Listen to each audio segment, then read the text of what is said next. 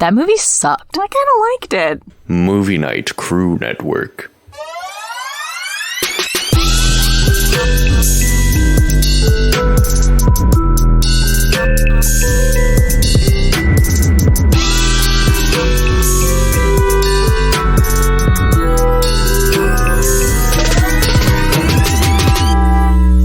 What's up, potheads? Welcome to the restricted section. It's me, your girl, Christina. Can anyone else just, not say their own name normally? It's I know that it's silly to say my own name. I'm gonna say it's silly. I'm a silly person. Christina! That's me. I'm fucking stoked to be here today presenting to you probably my favorite episode of this podcast of all time. And I'm sorry that until now it's been on our Patreon bonus episode feed, but I just had to share it with everyone because it is so fucking delightful. Please get ready for my Immortal, the legendary Harry Potter fan fiction by someone. If you've never heard of this before, don't worry because Haley does a great job of explaining it all. Just sit back, buckle up, and get ready for a fucking wild ride. But before we do, huge shout out to all of our Patreon supporters. They're the reason that we're able to do, well, anything, first of all, but also they're the reason that we do these really fun bonus episodes, which cover, a lot of the extra material in the Harry Potter universe. We cover some Daniel Radcliffe movies because he is our king. We cover some really fun stuff over there. So huge shout out to our Patreon supporters. Thank you so much for everything you do. Love you. And last thing before we get started, just a content warning for everything. I mean, this fan fiction is very silly. So there's no very serious talk of any of these things, but there is just a ton of suicidal ideation, self-harm, homophobia, but it's all framed in this very ridiculous context. So if you have a hard time with maybe very maliciously intended stuff like this, but maybe when it's done in a ridiculous way, you're better. I don't know, man. Just do your best. You know us, we don't really get into it, but it's sort of hard to avoid all of the touchy subject matter in such a ridiculous fanfic. So whatever, I'm done rambling. Thank you so much for being here. Please, please, please enjoy the show.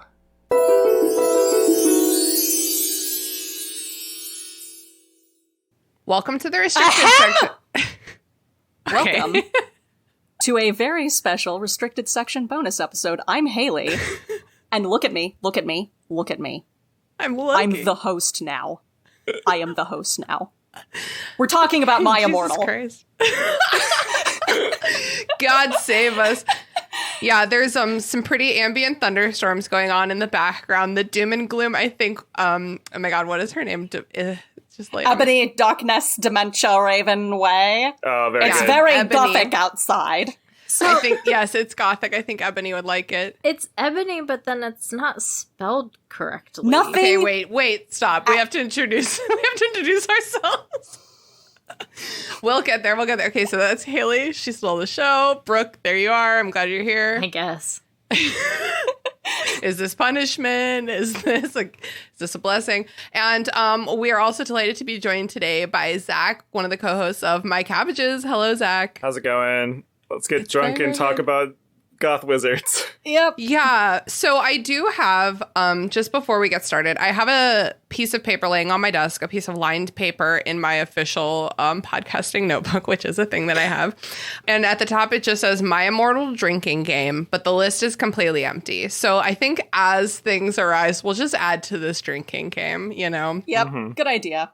How bad do we want that drinking game to put people in terms of wow, this is fun and we're drunk, to you died 2 chapters in? The gradient we're going for is by the end of this show, any passage reading should cause everyone to just continually drink. Yeah. So don't worry too much about us, Brooke, because there's a lot to unpack here. It's anytime you talk about My Immortal, widely regarded as the worst fanfiction ever written, there's 3 things that you kind of have to discuss. You obviously have to discuss the fic itself, which is a nightmare. But there's also a lot of lore, about 15 years worth. The anime is better. anything would be better than this, presumably. Honestly. Yeah, there is, it came out in like 06, 07, so there's a long-standing mystery bordering on full-blown conspiracy theory surrounding the authorship of this fanfiction. And then, of course, you have to discuss the ultimate question. Was this funny on purpose, or is it just bad? So I'm just going to start with initial impressions. Do we think this is a troll, yes or no? No. God, it's so hard. I feel like it is Tommy Wiseau's career, and that like it began in earnest, and once the person realized that writing bad was getting them attention, it maybe became a troll as it went along. Because it's just so hard. I mean, I've never been a teen girl before, so maybe you all can shed some light on this. Harder than Draco's hypothetical cock.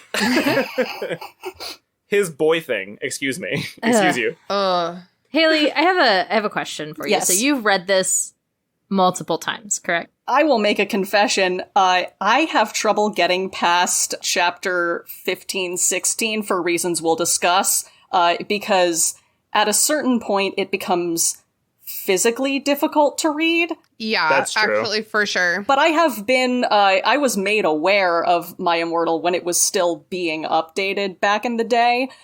So I have been following this whole, like, mystery surrounding it for this entire time. This fanfiction is my Lindbergh baby, and my soul will not rest until I know the truth. But like in a perverted way, you would say you enjoy this fanfic. We do this all the time on Movie Night Crew. It's like, it's so bad that we had a good time. We were talking about Nick Cage before this started. No. So here's the thing. The reason I'm asking Haley these questions is because you made me read this, and I don't want to ever fucking hear another word about cats ever again in my goddamn life. You consented, Brooke. You consented to do this bonus episode. I warned you. At some point, we have to stop talking about cats. Like, we really do. Also, I again have never managed to read it all the way through. I just like that it exists. You guys didn't have to read it all the way through. Okay, I did read it all the way through. We will watch and listen to the first 10 songs of Cats on a semi-regular basis until you start enjoying it. All right, cool. So I'm just going to go ahead and read the first paragraph for you guys. Wait, I just wanted to defend my impulsive no. Two things. One, I've seen writing like this. I've seen actual people who wanted to become actual authors who write exactly like this with this amount of care and attention. Absolutely. And two, I have been a teenage girl before. And while I don't fully understand the lengths to which like these characters act, I could see something of myself in some of these choices. My like 15-year younger self. Yeah, yes. I don't think that the writing style is inherently too dissimilar for the age gap to like the original 50 Shades of Grey when it was being posted online. Like, I truly believe that accounting for the supposed age of what I'm assuming is like a probably late middle school girl versus a fully grown adult woman writing a Twilight fanfic, I think that the writing style choices and the gratuitous use of sex is completely the same between these two franchises. Yep. So for the uninitiated, My Immortal is ostensibly a Harry Potter fanfiction. There's a big quotation, like, mark fingers around Harry Potter. It is. Let's wait, can I go ahead and make a rule that let's drink every time we say Harry Potter? Because I don't think it's going to be a lot. It's not going to be a lot, honestly, you're right. Well, his name is Vampire in this. Exactly. I think we should drink every time we say Harry Potter. Okay, so thanks to Christina, I just had to take 3 drinks in a row. This felt like reading a teen version of like Harriet Porber for as much as it related to the actual Harry Potter series. Oh man, but that book was so well done. There were so many times reading this that I felt like I was reading a passage going like, wow, you know, if I was trying to write a purposefully bad thing for comedy, I would misspell this word this way because I would find it funny. Triumphantly? I mean, come on. Wait, Zach, that is so funny because I read literally all of this. I read this whole thing today, and every single error, I was like, someone could make this error. until I got to literally exactly the era that you just read. And I was like, this is too good to be true. Triumphantly. There's no fucking possible way that was written in earnest. Unless it was a very elaborate spell like autocorrect failure. You know, like the word elephant gets in there.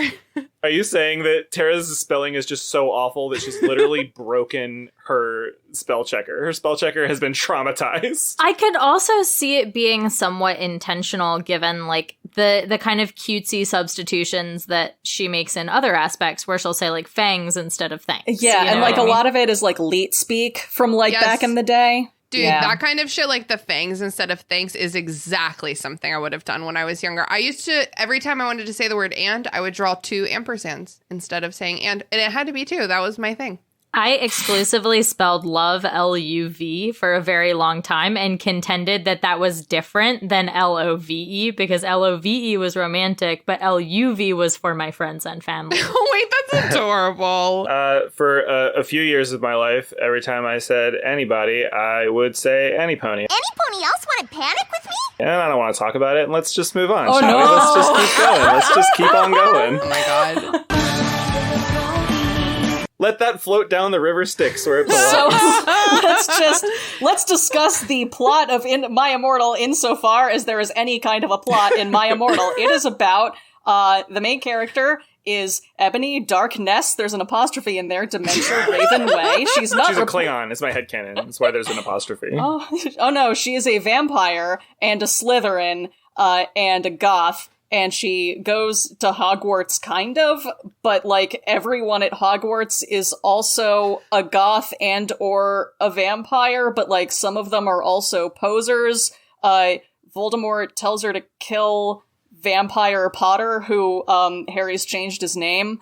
I think we have to drink. You said Harry and Potter. Yeah. In the Harry same Potter. sentence, it counts. Oh, Harry Potter has changed his name to Vampire Potter, and his scar is now a pentagram. I think we should drink every time we say pentagram. No, you trying to kill us this early? I mean, if we're really trying to die, just how about every time we say the word black? Or lace. Oh, for sure, at least a sip for every time someone's outfit is described is a necessary part. Oh my God. Okay, those are the most coherent, like, it's... They are the most coherent. Yeah. It really is, like... They were so lucid writing those. It's a complete tonal change. Yeah, the whole thing is completely impenetrable. There's, like, there's time travel. Marty McFly turns up at one point. It's just nothing makes sense. All of the adults are pedophiles for some reason. But, like...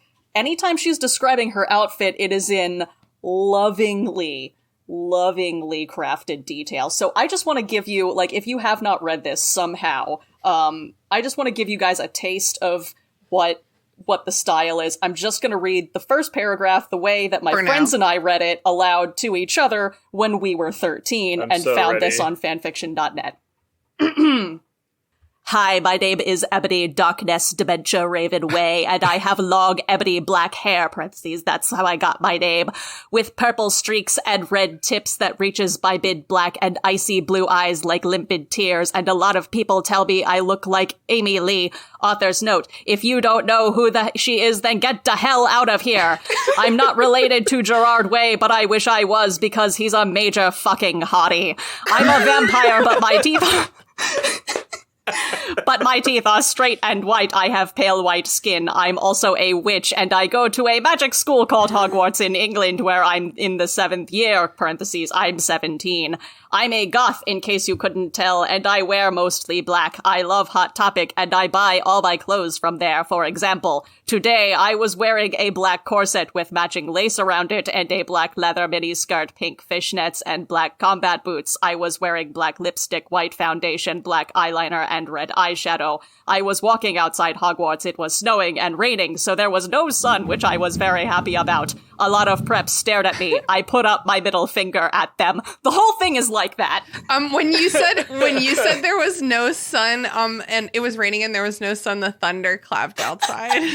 Oh my God.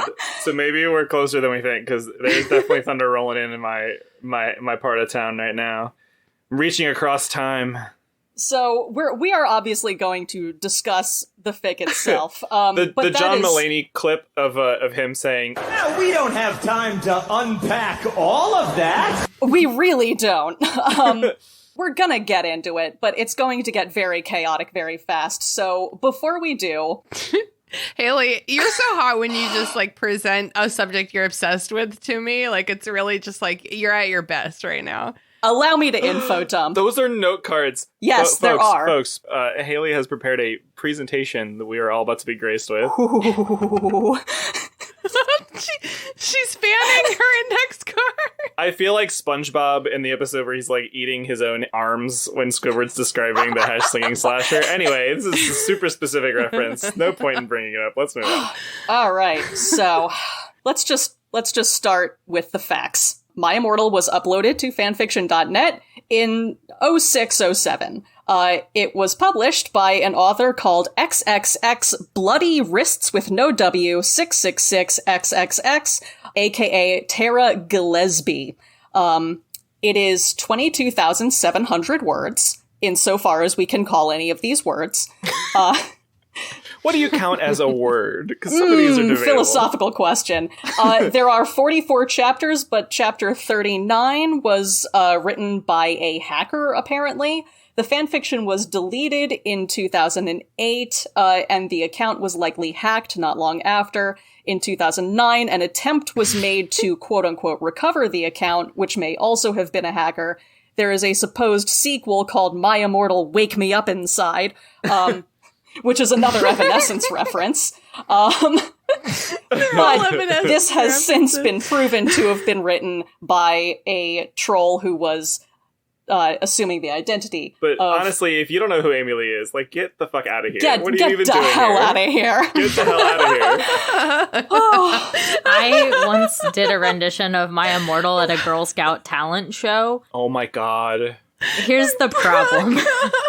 We're not talking about like a presentation for like friends and family. We're talking about me, Alex, the other 12 people in our Girl Scout troop, and me just soulfully belting out a bad rendition of My Immortal, after which my troop leader asked me if I was okay. Took me to the side and asked me if I was okay. That song was a big one for me after the divorce, I gotta say. Okay. We all have trauma memories from Girl Scout camp. Yeah, that one time I accidentally went to Girl Scout camp was really traumatic for me, too. I was like, I'm not supposed to be here. Okay, I personally have that time that I fell off the zip line and realized that I was fat, and the time I got my first period at Girl Scout camp. Oh, no. This was a weekend sleepover in a clubhouse next to a pool. My Immortal would totally make a great, like, campfire sketch, though. Like, for real. It would. Did any of y'all listen to Evanescence like yes. Earnestly when it was when they were cool? Yeah, my whole family was into Evanescence for real. My parents thought it was very dope. It was very good for AMVs, I will say. Peak aughts entertainment right there. The Evanescence AMV classic. What are you saying? AMVs. Anime music videos. People would take animes and like make music videos set to, I used to do it on Windows Movie Maker. I remember those days. It's not often that I'm made palpably aware of like where my childhood, I thought I had a nerdy childhood, but every now and then I'm having a conversation with particularly Haley and I'm like, oh no. Yeah, there was a divide there. Yeah, there was. There was, Brooke. There's a degree of severity there. You and me were not the same. We've matured. It's fine. So let's briefly discuss Tara Gillespie. What we know so far. The accused author. The accused author. Order in the court. First of all, this person had accounts and was active on them across multiple platforms at the time of writing. She had a DeviantArt. I think she was on Gaia and shit. So, like, this wasn't an isolated thing. If this was a troll, this was somebody who had, like, really dedicated themselves to crafting this online identity. Honestly, drink every time we say troll. Are you adding all these things to the list as you're going? Yeah. Right now we have to drink every time we say Harry Potter, pentagram, or troll. And the outfit description. I'm throwing that in there. Oh, yeah, the outfit. She refers to Tom Riddle a couple times as Tom Bombadil, who you might know That was my favorite part, actually. That's my gold star, my special shout-out. That was my favorite part. Is he hot? Apparently when they go back in time, he is. His name's Tom Satan Bombadil. But like, also, this doesn't seem like a kid who would be aware of Tom Bombadil's existence, what with him only being in the books. I know! The plot thickens.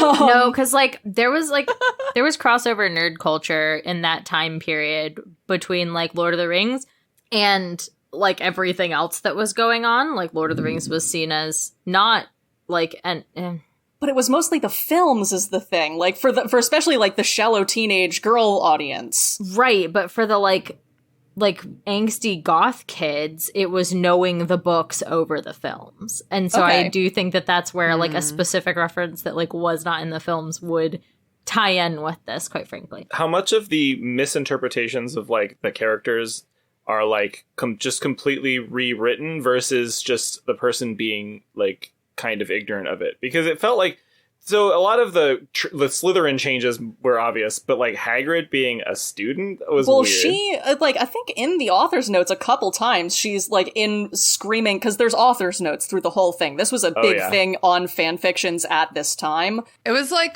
reading those was like watching like Secret Window, where the writer finds out that it was himself all along or whatever. Spoiler alerts for Secret Window. No, the author's notes are the fucking B-plot, because that's what gave us the lore. Because like that's where all of the clues we have. What's going on with Raven? What is going on with Raven? It's literally the annotations in Lord of the Rings. People are like, you didn't read the annotations, you didn't read the books. But like, yeah, in the author's notes a couple times, she's like, I didn't read the books. Stop telling me Hagrid's not a student. So, like, she's just decided he is now.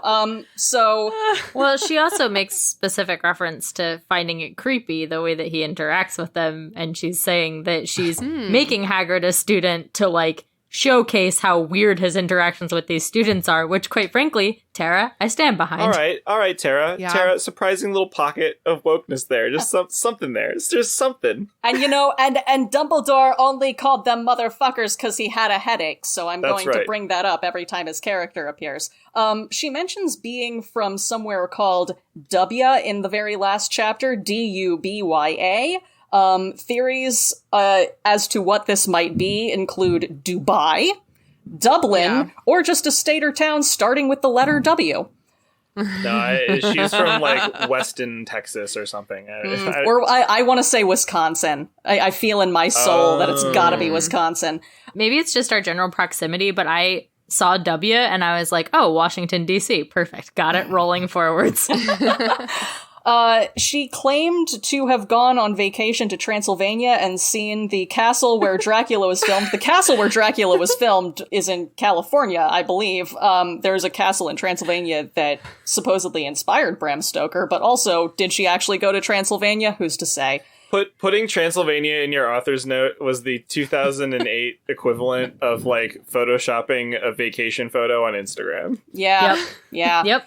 One of the biggest mysteries is that her co-author / beta reader, nicknamed Raven, aka Bloody Tears with a Z 666. Parentheses, this is you, girl.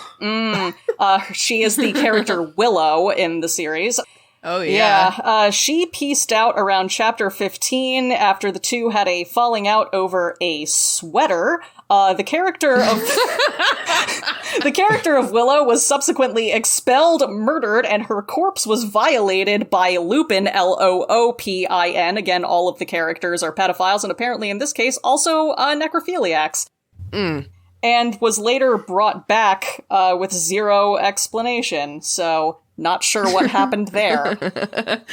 But also, that's around the point where the text becomes 100% unreadable, which is why I have trouble getting past chapter 16, because there's nothing even resembling a sense of coherency after there. So yeah, that's what we know. So I'm just gonna try real fast to get through the people who, over the years, have either been theorized to be Terra or have claimed to be Terra. The first are the Acid Bath Sisters. In 2009, a YouTube channel featuring two teenage mall goths called Tara and Raven kind of blew up because it was just these two cringy teenage girls singing along to MCR and talking about how much they hated preps. Is this what I said? Is this what I Yes. told you? This is what I was watching it. I told Haley I was in too deep, and she literally was like, "Honestly, bitch, you have no idea what in too deep There is." is an like, iceberg LOL. here, okay? There's Egg on your face. a My Immortal iceberg here. Oh, we're diving deep, guys. There we go. These videos were, yes, very, very can confirm very cringy. Okay. Sing-alongs. Yeah. A good time. Yeah. So for years, people just assumed, like, it's gotta be them. Like, it's Tara and Raven. Like, they talk about preps all the time. They're goths. I still can't tell if it's a joke, but there's no way it's not them. But they never mentioned the fic. They never really talked about Harry Potter at all. So that seemed kind of weird to people. Well, around like 2014, Tara resurfaces on the internet, and people recognize her, and subsequently she is interviewed and reveals that Raven in those videos was her sister. Their real names were Sarah and Rachel, and they had been cringy mall goths in like middle school. At the point where they were making the videos, they'd stopped kind of being that way, so the videos were them making fun of their younger selves. Yeah, there are no older, middle-aged to elderly mall goths. That's a thing that everybody grows out of. You're not allowed to grow old as a mall goth. Yep. I feel like you have to move from the mall to like Costco or something, and it's like not as good anymore. You have to find a place that still has a mall, and that mall has to have a hot topic. It's a high bar to clear. Hi, folks from the future. Malls don't really exist anymore. That's something none of us ever expected in 2005, huh? Well, I mean, like, it was in 2009 when they were making these videos, so they would have still been in, like, high school. But, like, yeah, 2014, people just, like, recognized her, and they were like, holy shit, it's that girl, were you the My Immortal bitch? And she was like, no, we honestly didn't even know that My Immortal existed when we made those videos. So, that was debunked. This is the big one, the Rose Christo debacle. So she confessed, quote unquote, to authorship quietly on Tumblr in like early 2017, but didn't have that much of a following. It didn't really gain any traction. No one noticed. A couple months later, a book called The Handbook for Mortals, which was a self-published YA novel, somehow hits the New York Times bestseller list. Which is weird because no one seems to have read it. So this becomes a huge mystery. A couple people actually buy it to see what's going on, and the book is so flagrantly terrible that readers started speculating that maybe this was the author of My Immortal. Whoa. The author Lainey Sarum might be Tara. So at this point... Wait, publisher nerd note, who published that book? She self-published it, and it made it onto the New York Times bestseller list. What happened was, as it turned out, she was calling around to bookstores that report their sales to the Times, and only buying huge bulk orders of her own book from those. My God. That's a thing you can do. It's gaming the system. Brilliant. Yeah. Wow. That's brilliant. It's like, I'm in games. You all are in books. I'm in games. In games, Steam kind of, at one point a few years ago, opened up its restriction. You no longer have to get like your game greenlit by the community or anything like that. Anybody can just get published on Steam. You can just kind of put in the paperwork and pay the money, and boom, you're on Steam. So there are hundreds, if not thousands, of garbage games released on the platform literally every day, and it's impossible to find anything decent. Is it like that at all in the book industry? It will self-publishing, yeah. There is a lot of bad books, but I don't think it's ever hard to find the ones that are like obviously good. I think that's only true if you're just like casting randomly through Amazon. Like if you type books into the Amazon search bar, you may end up in that scenario. Don't like, sort books Yeah. by new all. Is what you're saying? Honestly, I'm going to take this opportunity to plug Storygraph again, which is I've moved over there from Goodreads. And that's how I know what's good, is by just like turning to my peers and seeing what they have said about these things. Oh my I lost God. power. Oh god. That's very dramatic. It's not coming back. We might lose you. That would be very gothic. Well, I can. I was just thinking, like, if one of us drops out of this call, that would. Okay, it's back. It's back for now. Okay. I should be okay. So I dramatic. narrow miss. Was about to light a candle and say, "Oh, play me off," like I'm on the Titanic. All right, Oh god. please continue. I'm riveted. So, people start thinking Lainey Sarum might be Tara Gillespie. Wait, who? Lainey Sarum is the person who wrote this book that made it onto the New York Times best. It was so bad that people thought maybe this is her. So at this point, Rose Christo, who also is a self-published YA author, comes forward and is like, no, it's not her, it's me. And also, she announces in this refutation that her tell-all memoir is being published by Macmillan. She has provided evidence to them. She has a flash drive with the first 11 unedited chapters, and it wouldn't... Wait. That was a bombshell. There was editing done? Yeah, that's what Raven was doing. Raven was editing. That's why the first 15 chapters are at all legible. That's the thing is, it's like, there wasn't just one of these people, there was two of them making this happen. Yeah. This is like my favorite murder, but for fan fiction. This is great. That's what it feels like. So the reason that she's writing this memoir about writing My Immortal is because she claims that she is a Native American Cree childhood sexual abuse survivor who wrote My Immortal as part of an effort to find the younger brother that she had lost in the foster care system. How, you might ask? Anyway, so her brother then contacts... How? Yeah. Wait. She wrote My Immortal to find the brother, or she wrote her memoir to find the brother? No, she wrote My Immortal looking for her brother. There's that one part in chapter 5 where Harry goes, "Hey, I have a brother. His name's Andrew. I really want to find him. Please dial this number if you've seen him." I remember it like it was yesterday. It was the only part of the book that made any sense. You guys didn't catch that one line? You gotta read between the lines.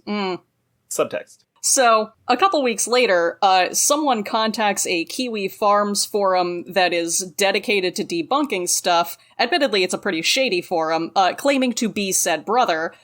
He apparently provided proof to the mods sufficient for them to believe that he was the brother.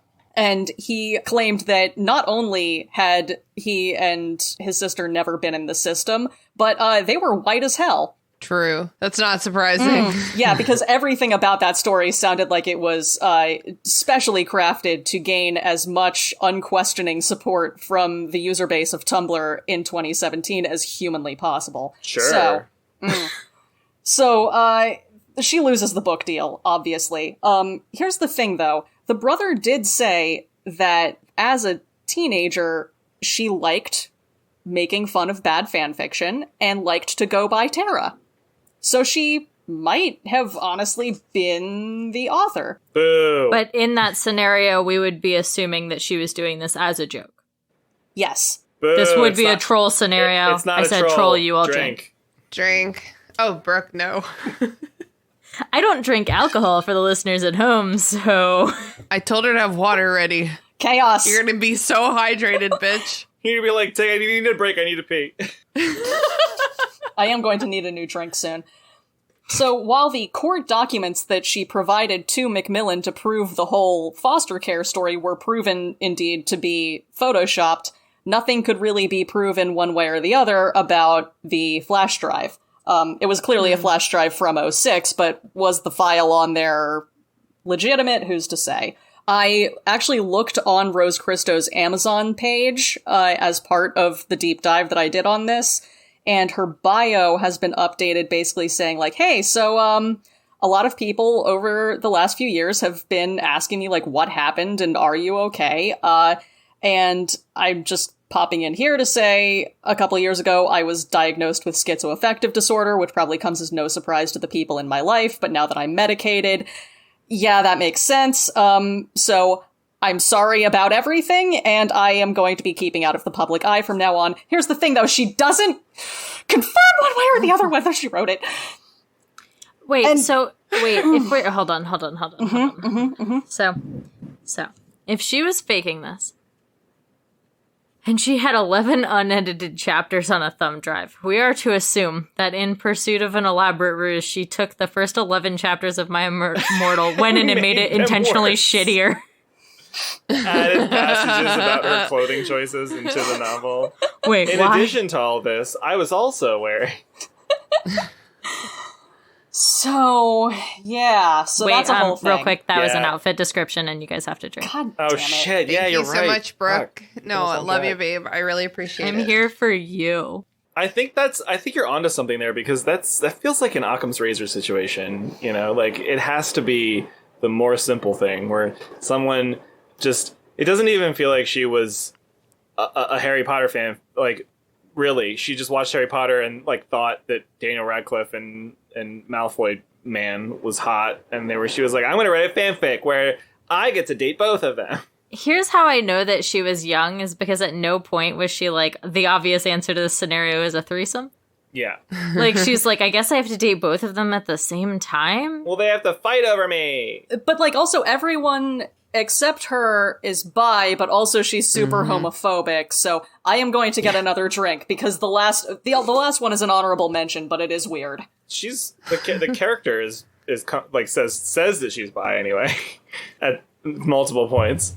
I kept going and being like, all right, surely this ends in a threesome. And they got so close with the sex tape scenario. And then it just like didn't happen. And I was like, you know, like you can take two dicks at once. It's nice. I highly recommend